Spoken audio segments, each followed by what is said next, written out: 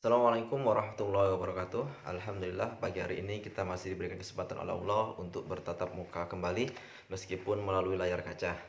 Jadi anak-anak sekalian, pada pagi hari ini kita melanjutkan pelajaran bahasa Indonesia. Kita masuk pada bab yang kedua, yakni tentang teks imajinasi atau cerita imajinasi. Silakan dibuka bukunya, halaman yang ke 42.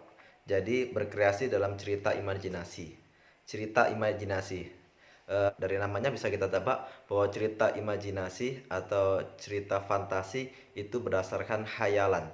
Jadi cerita ini dibuat berdasarkan khayalan.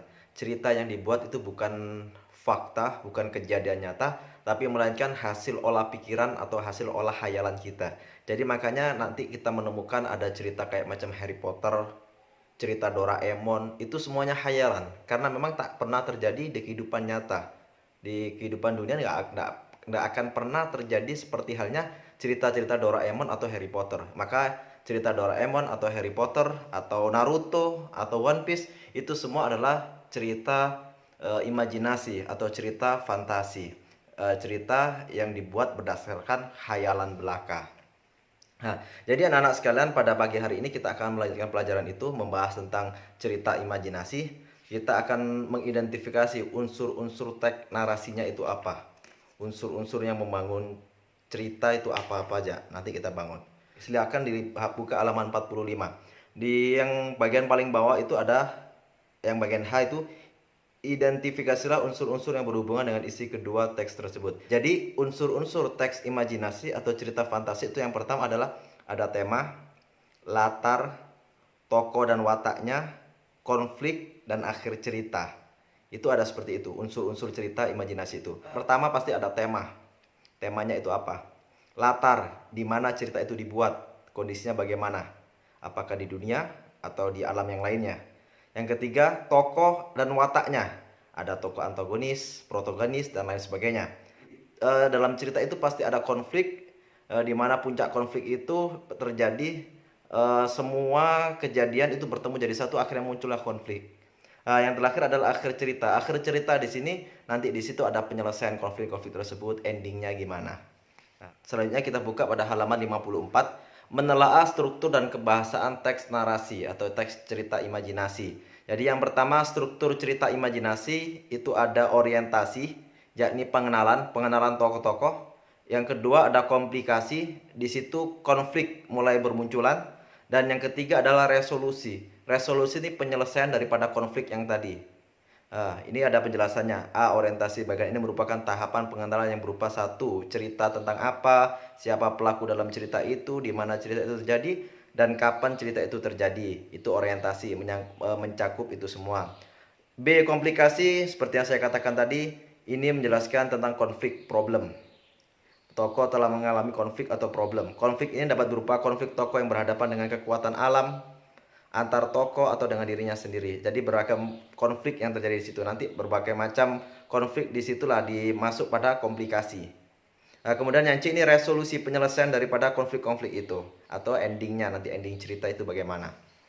Selanjutnya kita lanjutkan ke halaman 56, itu ciri kebahasaan cerita imajinasi. Jadi ciri-ciri kebahasaan cerita imajinasi itu gimana? Ciri-ciri kebahasaan cerita fantasi yang berdasarkan khayalan itu macam mana? Nah, di sini dijelaskan. Yang pertama itu ada konjungsi. Konjungsi itu kata sambung ya. Beberapa konjungsi urutan waktu yang sering digunakan dalam cerita imajinasi adalah kemudian, seketika, tiba-tiba, sementara, lalu, dan seterusnya. Itu merupakan konjungsi, kata sambung untuk dalam sebuah cerita imajinasi. Bahkan tidak hanya di cerita imajinasi, di cerita-cerita yang lainnya meskipun itu berdasarkan kejadian nyata, itu tetap memerlukan konjungsi urutan waktu. Karena memang ciri khas daripada cerita itu pasti memerlukan konjungsi urutan waktu. Jadi kata sambung waktu. Jadi waktunya itu berurutan dari mulai kejadian, pengenalan tokoh-tokoh, terjadi konflik sampai dengan endingnya. Berikutnya kata ganti. Kata ganti yang kedua, ciri-cirinya adalah kata ganti. Kata ganti merupakan kata yang menggantikan suatu benda atau hal. Kata ganti ini terdiri atas kata ganti orang, kata ganti penunjuk, dan kata ganti penanya. Coba lihat contoh di bawah ini. Lihat itu, ucap seorang anak. Itu kata ganti penunjuk ya. Itu, lihat itu. itu keterangan sebagai kata ganti penunjuk. Mendengarku, kata ganti orang. Jadi kata ganti orang pertama. Apa yang kau lihat? Ini kata ganti penanya. Apa yang kau lihat? Kata ganti penanya dan kata ganti orang kedua juga. Tadi aku melihat sebuah bayangan keluar dari kilatan guntur. Lagi-lagi ini aku di sini sebagai kata ganti orang. Mungkin bisa diperhatikan lagi cerita di situ. Jadi kata ganti merupakan kata yang menggantikan suatu benda atau hal. Jadi kata ganti itu bermacam-macam, bisa menggunakan itu, ku, apa, aku, tergantung kebutuhannya untuk apa. Jika untuk kata tanya, kata ganti katanya maka menggunakan apa atau kau. Jika untuk menunjuk itu, jika kata ganti orang maka aku, kau, nya itu juga termasuk. Balasnya, tuturnya, nyanya ini kembali sebagai kata ganti orang. Yang berikutnya yang ketiga, yang C, ciri-cirinya adalah kalimat langsung dan kalimat tidak langsung. Jadi dalam semua cerita, dalam setiap cerita pasti di situ ada kalimat langsung, ada kalimat tidak langsung. Kalimat langsung itu apa? Nah, di sini kita lihat kalimat langsung dan tidak langsung. Kalimat langsung biasanya diucapkan oleh seorang tokoh yang berperan dalam cerita tersebut. Jadi ucapan yang diucapkan oleh tokoh yang berperan dalam cerita tersebut itulah kalimat langsung. Adapun kalimat tidak langsung digunakan oleh pengarang cerita tadi. Jadi misalnya kalian menulis cerita, kalian menulis alur cerita atau kondisi orang yang kalian ceritakan, itu disebut dengan kalimat tidak langsung.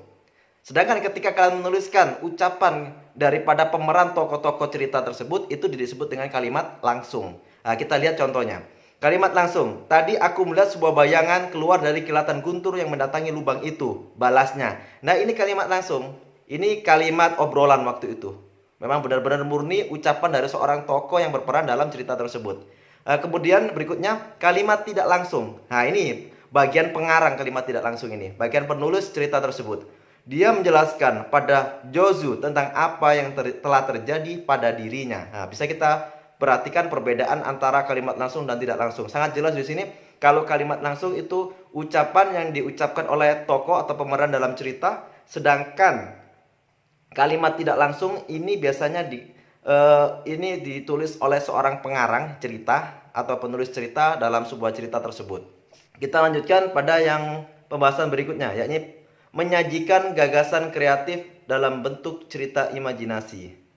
Jadi sebelum kita menulis cerita imajinasi, ada tahapan-tahapannya, ada langkah-langkahnya. Yang pertama adalah menemukan ide, cari idenya dulu. Ini biasanya ide-ide ini berputar di sekitar peristiwa utama, seperti perang atau kematian seorang. Jadi ide kita ini mau bikin cerita seperti apa? Apakah kita mau bikin cerita peperangan? Apakah kita mau bikin cerita silat? Apakah romanse atau romansa? Apakah kita mau bikin cerita tentang taubat, adab, dan lain sebagainya? Nah, yang kedua, menciptakan tokoh. Nah, di sini kita harus pandai-pandai menciptakan tokoh. Tokoh antagonis, protagonis, dan lain sebagainya. Yang mana tokoh-tokoh ini yang akan memunculkan konflik-konflik. Nah, ini sangat penting. Kalian harus bisa memastikan kalian udah menyiapkan tokoh-tokoh dengan karakter masing-masing. Nah, yang ketiga, menentukan latar. Cerita ini dibuat di mana? Apakah settingnya itu di pedesaan? Apakah settingnya itu di negara api? Apa settingnya itu di planet dan lain sebagainya? Karena ini khayalan kan, ya, kita pun bebas berkhayal apapun. Yang keempat, menciptakan alur. Alur cerita ini sangat penting supaya orang bisa menikmati cerita kita dan memahami tahapan-tahapan alurnya. Kalau alur kita nggak jelas, kita nggak pandai memainkan alur, orang pun jenuh. Jadi alur itu ada permainan juga, ada yang maju mundur, alurnya seperti itu, dan ada yang maju terus, gitu, berurutan. Nah, kadang karena alur yang tidak jelas itu membuat pembaca itu bosan, bahkan bingung. Ini sebenarnya cerita mau dibawa kemana sih ini? Nah, yang kelima, mulai menulis. Dari saat semua udah disiapkan, kita sudah menemukan idenya apa, temanya yang termasuk menciptakan tokoh-tokohnya udah kita siapkan karakternya masing-masing. Yang ketiga, kita sudah menentukan di mana latar cerita ini kita buat, setting cerita ini kita buat. Yang keempat, menciptakan alur. Jadi alur cerita udah kita siapkan, kita bikin kerangkanya. Nah, yang tahapan yang terakhir adalah kita memulai dengan menulis. Nah, di sini dijelaskan, jangan mulai dengan kalimat pada suatu hari yang cerah. ini sudah udah ketinggalan lagi, udah ketinggalan zaman. Kalau pembuka cerita diawali dengan pada suatu hari yang cerah, itu sudah ketinggalan zaman ya. Kita harus punya kalimat-kalimat pembuka yang lebih menggugah dan bikin penasaran orang untuk terus membacanya. Nah, kalau kalian biasa membaca novel, pasti kalian bisa memerhatikan setiap penulis novel di awal kalimat dia membuka cerita itu pasti sangat mengesankan. Karena yang pertama itu akan menentukan berikutnya. Jadi itulah sekilas tentang cerita imajinasi atau cerita fantasi. Terima kasih. Assalamualaikum warahmatullahi wabarakatuh.